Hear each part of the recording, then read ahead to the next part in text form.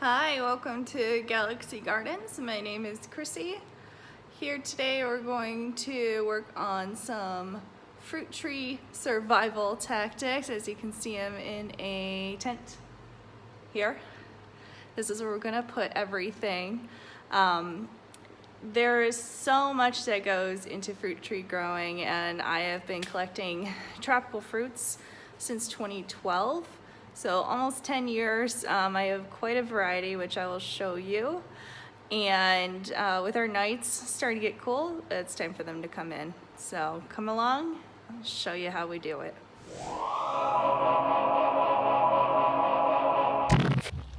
Okay, you can see some plants here. I have my three, I think they're Sabara jaboticabas, a couple of figs, and filling up my wax apple with some water right now. I'm making a line of plants so I can repot them. I did like the majority of them earlier this summer, but I have a few more to go.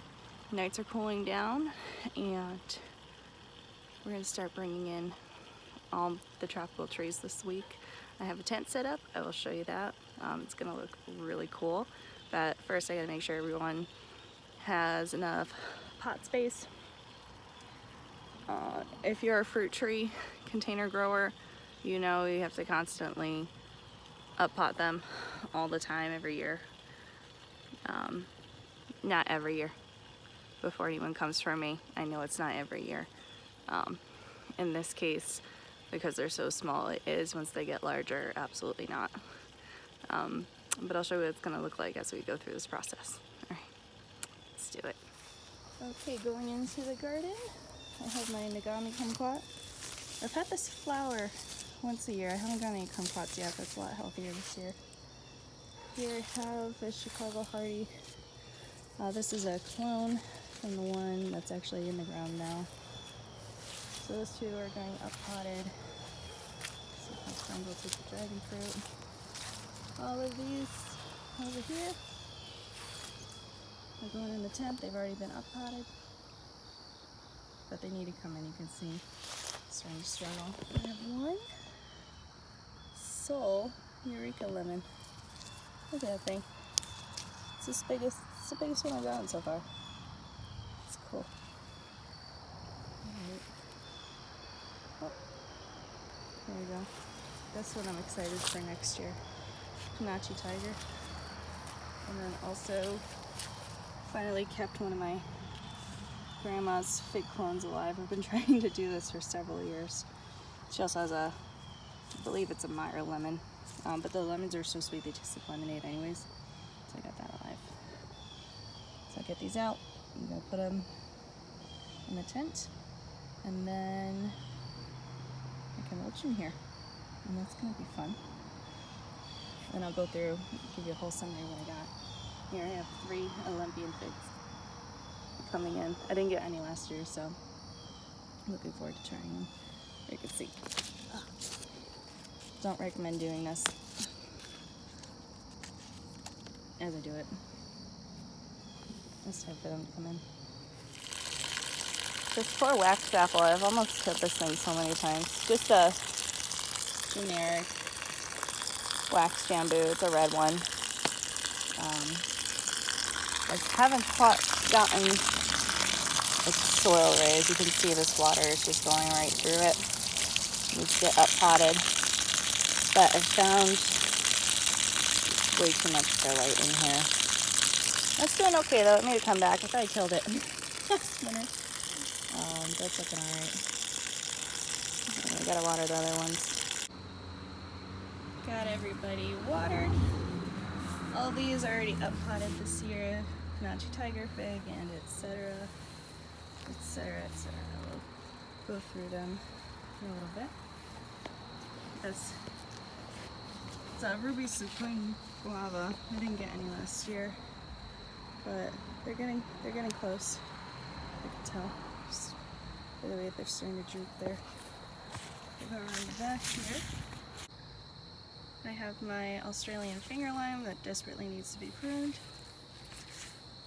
Among others, wax jambu, jabos, More figs, those will get repotted. I have enough soil, that'd be great. And over here, I have some stuff. What do we have? A couple figs, ponderosa lemon, and lemon from my grandmother. So that's all the potted stuff. I have dragon fruit also, but I'm gonna give them away. Okay, brought them in. Last night we had a night in the mid-50s. And this is gonna be their home. There's some Brazil pothos in there. Got a little light. I got a fan up there. I'm gonna put a new fan in shortly. I think it's coming on Wednesday. Yes, they will all fit, trust me. It might be a little bit hard to believe, but yes, it will fit. Also, look at these two guava. They're so close to being ready. So we have a couple guava.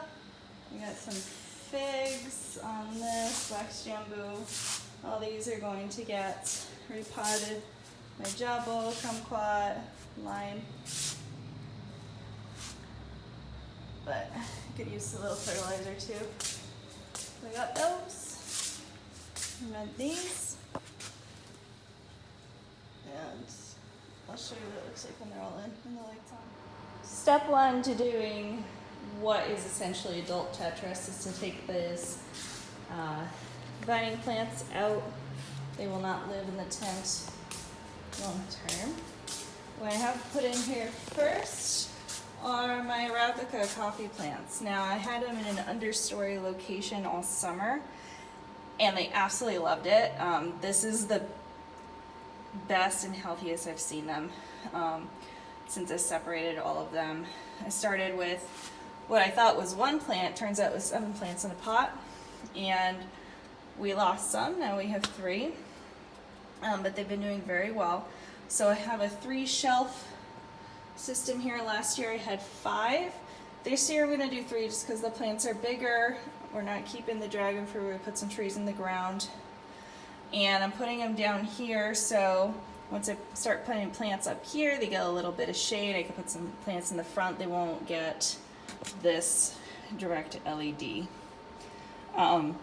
This is not an advertisement for that company. I think we might have just had a sticker. Oh no, I think it's from that company. This is a pretty good LED. It's very good LED for what we do. I'm gonna double check with Greg what the wattage is, but with Arabica coffee, much kind of similar to pawpaws, is you really want them in the understory until they get bigger, because they can be very sensitive to the light. These will get crispy very quick. So figured they're a good place to start. I move around everything in this tent all winter, so they might end up moving in the future, but we're gonna leave them there and we're gonna go on to the next. All right, so I filled up these other 2 sections here. I just asked Greg and he said it's probably like 1,000. 1,000 watts or kilowatts? Watts. 1,000 watts, maybe equivalent to like 600. Like 600. You can hear them in the background, equivalent to 600, which is fine for these. I want to say I typically do a 12 to 15 hour light cycle. I gotta double check what I did last year. When I do get the light on, I'll show you what it looks like. So you can see with the Arabica plants in the back here, in the back row, I've surrounded them with a lemon, a clementine, and a canepa. And now my cherimoya, which, so this shelf last year was probably down to here, is much lower. I always forget to account for the height they grow in the summer. And now my cherimoya is so tall. This is another one. So I started with two cherimoyas.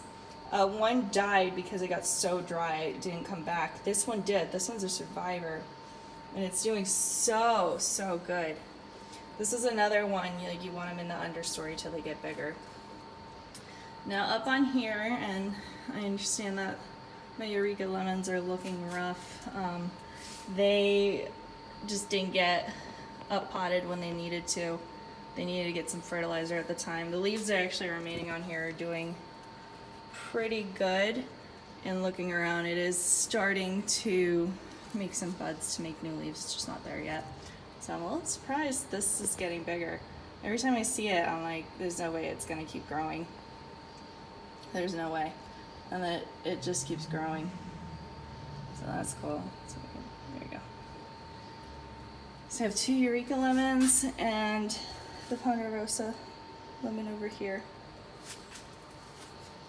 So I've decided for the top shelf, I'm gonna do the small figs. I have a couple other ones that should fit up there. I have to repot them first. I put my Christmas loquat in the back along with, oh God, how do I say it? I think it's an Ischia.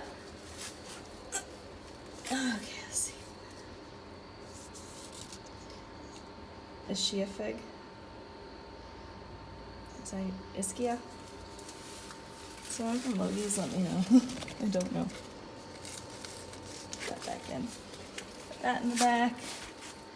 And I have my Barbados cherry here, which is doing really well. That's my Olympian fig. I'm gonna put that over here. Over there. So I can get the figs when they're ready. Alright, well let's keep putting some stuff in here. Let's see what happens. I think this might be the year where not everything fits. We're gonna find out. I was just thinking as I did this, this is something I also forget every single year. The bonus of having just walls around when you have trees you need to shape. Because this is my Meiwa kumquat and it just doesn't want to stand up straight. But, you know, a few months leaning up against that bamboo stick in the side, when I take that out next year, it's gonna stand straight. Now it's gonna have some adjustments I'll have to make. Oh, let's get down here. You can see there's a bit of a gap between these two. But it's a start now. Oops, a daisy. There we go.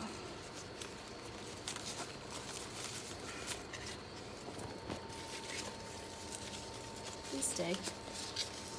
Please stay. Oh my goodness. Usually manhandle my plants right back. Okay, there we go. So far so good. We have that bottom shelf done. Oh, just knocked over my shop vac. Middle shelf. Spot for one more thing if it won't fit on the top.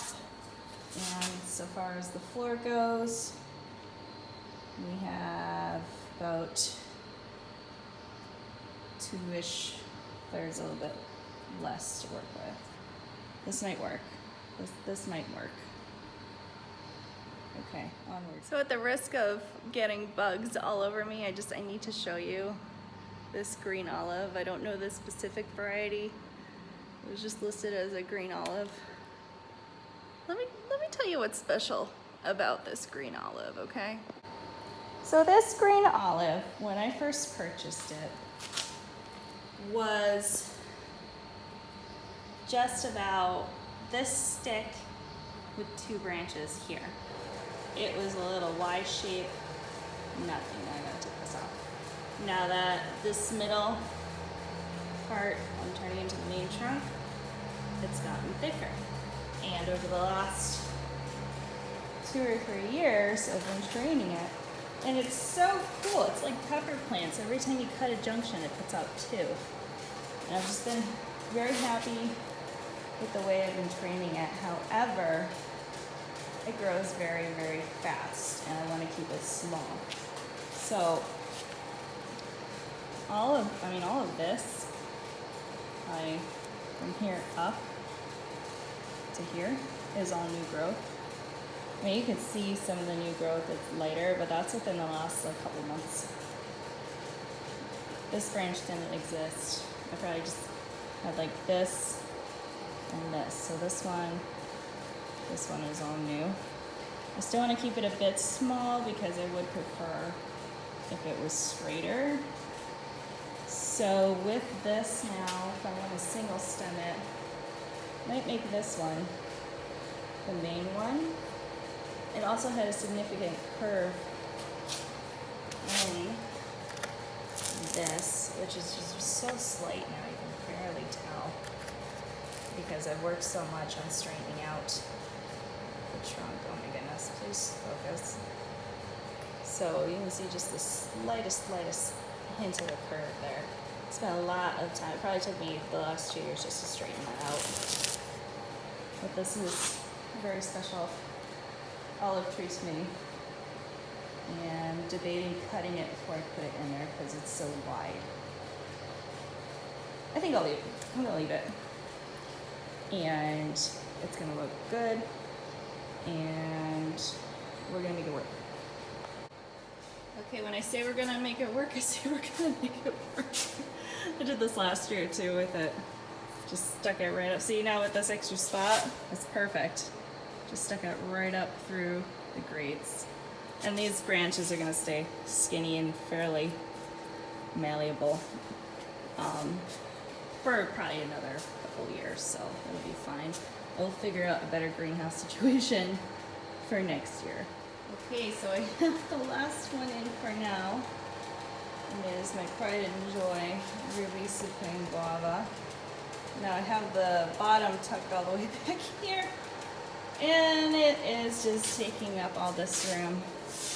Now, historically, I've had this for also several years now, probably more than 3, I don't remember. Historically, every single time I bring this guava in, you know what happens? And you can kind of tell with the leaves being the color they are, pretty light, and they have some cold damage on them. Every time I bring it in this tent and turn on the light, within a couple weeks, it drops all its leaves. Last year, I just decided, you know what? I'm gonna do that before I have a whole mess on the ground, and then I gotta clean it up, and all kind of nasty stuff can get in there. Last year, I decided to just strip all the leaves off. I didn't even get any guavas last year. Cut the branches back, which you can see is pretty. Oh no, why do we zoom? Hold on, there you go. You can see there's some pretty hard cuts in here. And I just let it do its thing. I gave it fertilizer this year. It had beautiful, beautiful foliage. I had initially about 10 guavas I started with, and I found out on my property that in the early, like late winter, early spring, we have very strong wind, and this continues till about June. So I put these out in mid-May. All the wind came through, it knocked off all the fruit except for 7, so they knocked off 3. And then we had all the rain, and the wind continued, and still rained, and it rained for a lot of July. Lo and behold, we have 2. So I'm gonna leave this for now because I still need to put all the other plants in pots. I think what I'm going to do is strip the leaves off and do my annual pruning before I put the other ones in. And what that does is really force it to go into dormancy, and it'll come out of dormancy in probably like January, February, just, you know, time-wise it works out that way. But that's okay, it gets a little bit of a kickstart. So let's see what happens. We have 1, 2, 3, 4, 5. These 2 are gonna go on the top shelf. 6, 7, 8, 9 with the Jabo tent. So I have 10 more plants I need to fit in that tent. I moved my little greenhouse out here. It was really cheap, but it was great. I did all my seedlings inside this year. I'm gonna do them out here this time because of fungus gnats, but 10 more plants. I think we can do it. I think we can do it. you know, it's never really as much of an issue as fitting all the pots in the bottom as making sure their foliage isn't just totally on top of each other. I know in here it looks very snug and tight, but they're not touching each other. I've gotten this down to a science. I've gotten it down to a science. And yes, I do plan for and deal with spider mites during the winter. Last year we did very, very well with it. I think, you know what? I think it's time to turn on the light. Let me show you what the light does. All right, time to zip it up.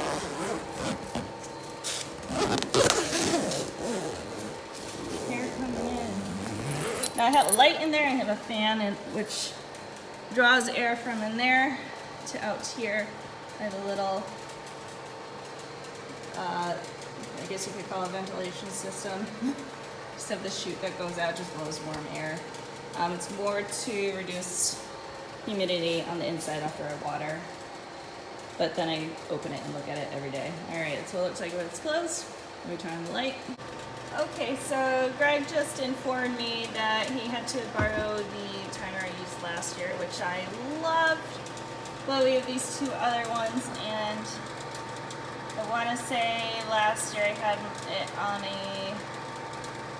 I really don't think 15 hours was correct. I want to say I had 15 hours for my seedlings in the spring, but he said like absolutely it was 15 hours. I'm going to put it for 12 on, 12 off. Because I have this in my garage, this is fine for now. We have heating in here, so it's not like a big issue, but we really don't want to like rely on heating because obviously that's going to get expensive. So typically what I like to do over the winter is have the 12-hour cycle where the light's on at night when it's going to be the coolest in here, off during the day.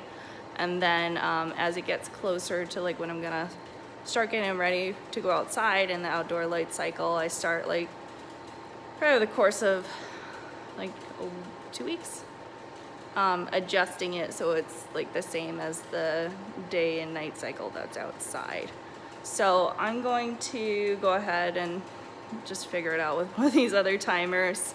Now I have to use my thinking brain for it instead of just having it set up every year. That's okay. I have documentation from last year for this too to reference, and I'm going to show you what it looks like on the inside.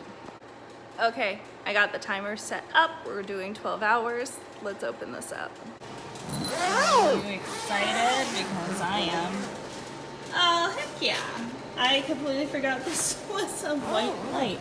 I don't know why I was expecting it to be red and blue. That's actually not the preferred you want for this, because a white light has the full color spectrum. You can see there's actually a little bit of red lights going down.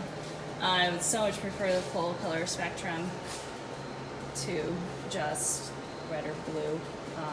I've gone back and forth with this over the years. I've experimented. Trust me, this light has been the best. However, it is an LED, but it still gets warm in here. It doesn't get as warm in here as it has with past lights, which is good. And I'm gonna replace the fan, but that fan's been fine for the time being. And it keeps these happy mimic sunlight. Now this guava is just so close to harvest. Look at this. It's starting to turn yellow. The neck has gone down. Most of the summer, both of these have been facing upwards, and over the last week, they've been slowly going down and down and down and down. With the Ruby Supreme, they look so pretty on the inside, and I'll show you on Instagram or TikTok, whichever one I do it on, when it comes off. This is very close to being ready. It's already plumping up a bit more than it was yesterday. This one, if you can see, it's definitely smaller. They were both the same size 2 days ago, so this one is getting ready. Sometimes they'll fall off before you can get them, but if you're checking it every day and grab it, you can let it ripen on your counter. It'll soften up. Please wait, if you're growing guava, please wait for them to soften up before you eat them.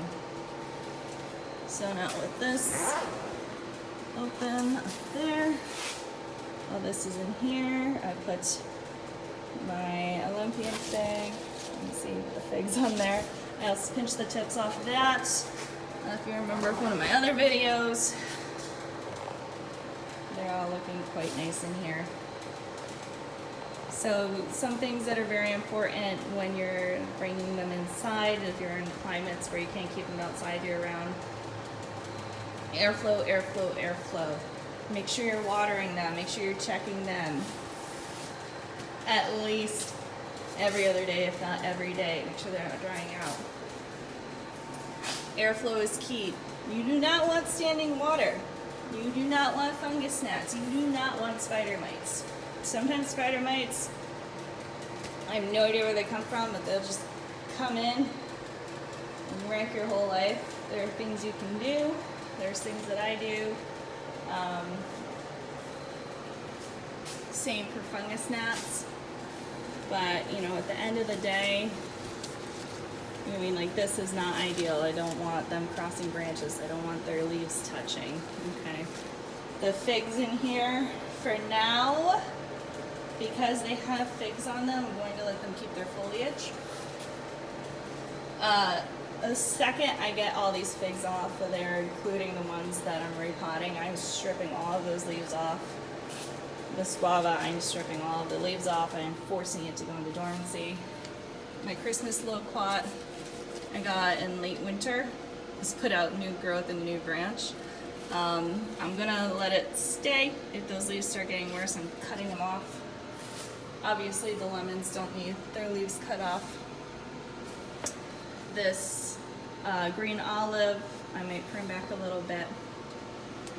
This one, because it's so small, I might let it keep its leaves for now.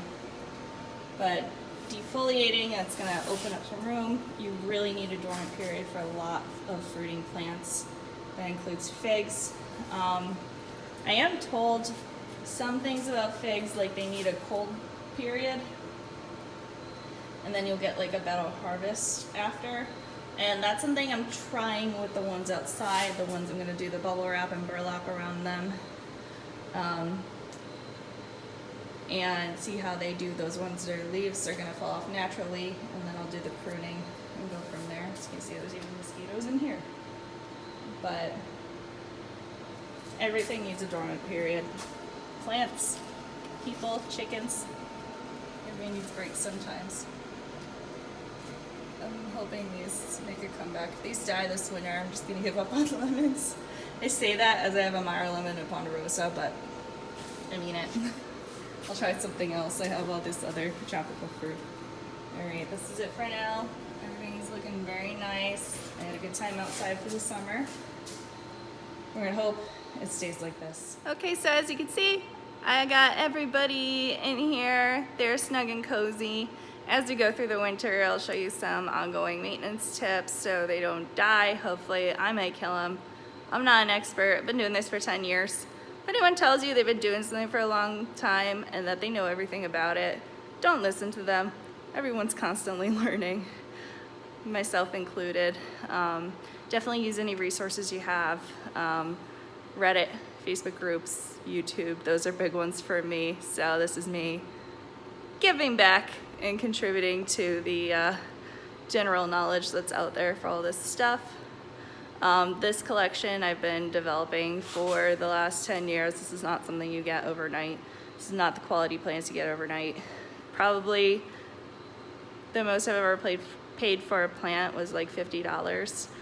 Everything else was less, and you keep them and you nurture them. If I ever wanted to sell these, whew, I'm sure they're worth a lot of money now.